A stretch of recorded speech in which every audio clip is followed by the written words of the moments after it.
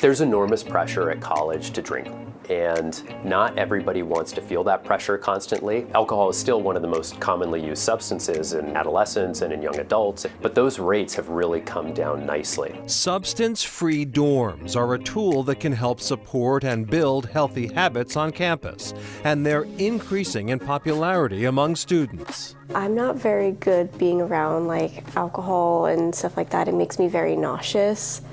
And it's also just, it feels very uncomfortable to be around. So having to not worry about that was a priority.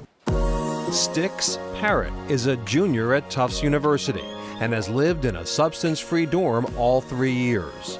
Some of my closest friends I've met through here just because I don't have to worry about them pressuring me. This place has become such a good home to be in. Parrott lives with about 50 other students at Simpson House, a newly renovated residence that's one of the school's 2 substance-free dorms in Medford. I think about it a lot because if that were available to me then, I might have saved me about 20 years of running around and damaging myself in one way or another. Actor and Tufts alum Hank Azaria donated a gift that funded the building's 2023 makeover. I really wanted to give that opportunity to folks who find themselves in a drinking culture just by definition, because colleges tend to go that way even today, and see if the ones who are wondering have a refuge and a place to inquire about it. The house is named after the animated series Azaria has worked on for the past 35 years, The Simpsons. So I lived in that house for 2 years and was quite intoxicated in there many times. So I was delighted that they picked that spot. It has sentimental value to me. Azaria started his recovery in AA and has been sober 18 years. He was there for the building's 2023 dedication and spoke to some of the students living there. It's one thing to choose to live substance-free.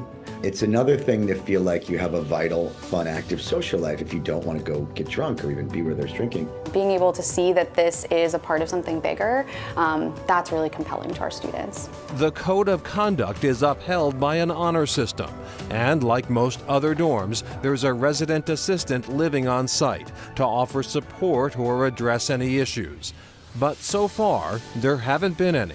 A lot of it's trust. I mean, our students here at Tufts are incredible. They're really committed and dedicated to the lifestyle. I went to talk to those kids and say, so how is it for you sub-free? And they overwhelmingly said, oh, it's the house itself that does that. We're like a family in here. We're each other's people. And that's when the light bulb went off. It's like, if that's what's creating a social life for folks, then we have to keep that option going through all 4 years if we can. And I'd like to create even more spaces.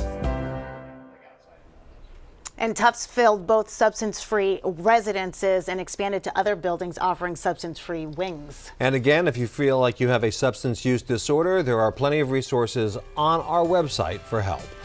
And that is Chronicle for tonight. Thanks so much for joining us, everyone. I'm Anthony Everett. And I'm Shana Seymour. Have a great evening. We'll see you back here tomorrow night. Good night, everyone.